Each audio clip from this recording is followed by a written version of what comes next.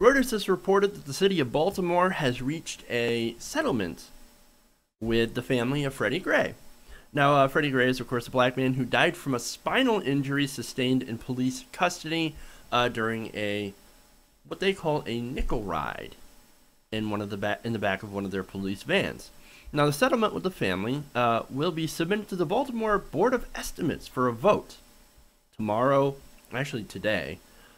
This was, of course, this article came out yesterday. The office of the mayor, Stephanie Rawlings-Blake, said in a statement, adding that it does not constitute an admission of liability. Okay, that's what's funny about this, right? Don't worry, we're going to settle for $6.4 million, but it doesn't mean we actually did anything wrong. Is it that hard to admit that your police officer is fucked up? Apparently it is. Alright, I continue with the article. This will also have no effect on the criminal trials of 6 officers charged with Freddie Gray's death back in April. His death from a spinal injury following an arrest sparked protests and rioting and fueled the U.S. debate on police treatment of minorities. Well, yeah, rightly so. The proposed settlement agreement before going for the Board of Estimates should not be interpreted as a judgment on the guilt or innocence of the officers facing trial, according to Rawlings-Blake, adding that it would resolve related civil claims against Baltimore and avoid drawn-out litigation. Right. Okay. Anyway. So the payout would be the latest in a long line of settlements by Baltimore over allegations of police brutality. Since 2011, the city has paid a total of $5.7 million in police-related court judgments and settlements, according to the Baltimore Sun. But once again, paying out all this money doesn't mean we actually did anything wrong. Oh no, we're just trying to avoid long drawn-out court battles that you would lose because your city has fucked up. I'm just saying, what a bullshit statement. And it's also kind of hilarious how openly bullshitty that is. Alright, so let me go through some of the points in this that I want to cover here. Now, this whole thing started with Freddie Gray when he looked at an officer wrong.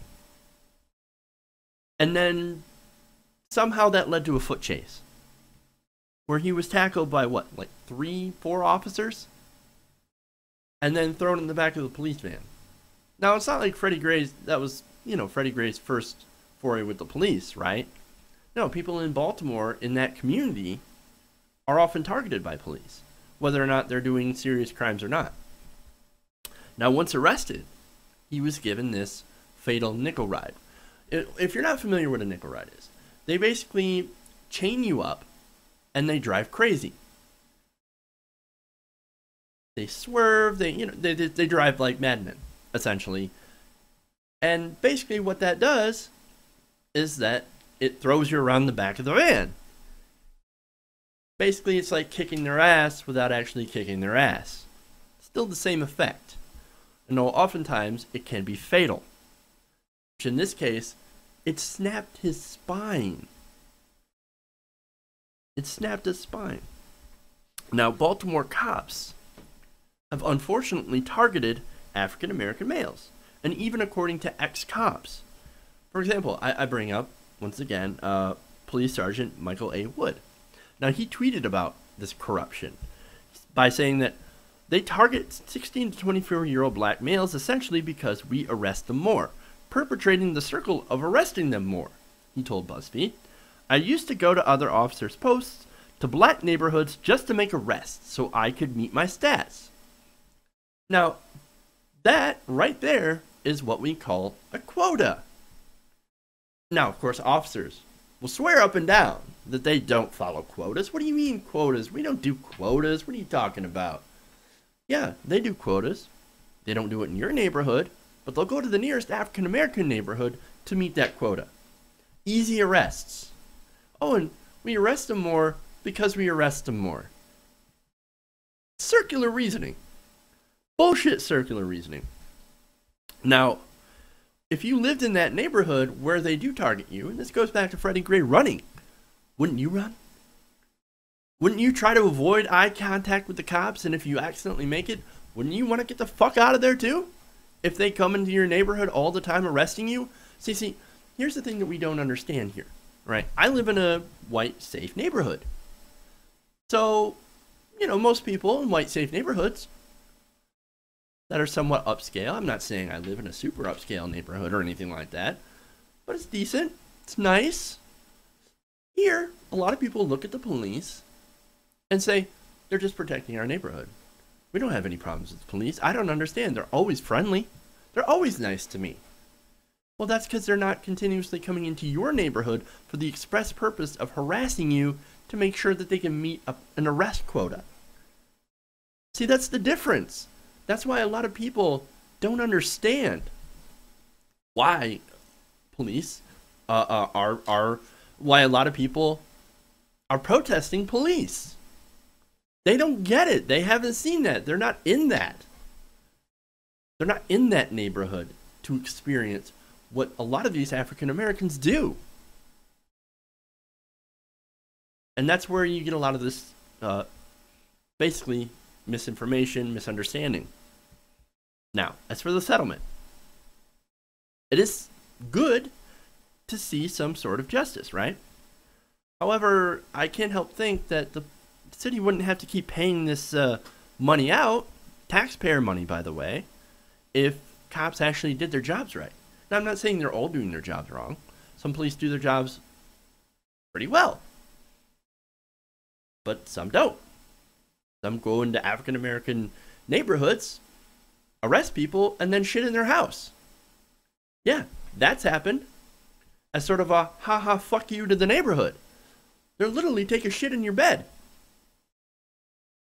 That's insane. That doesn't happen in our neighborhoods, but it happens in theirs. This has been documented.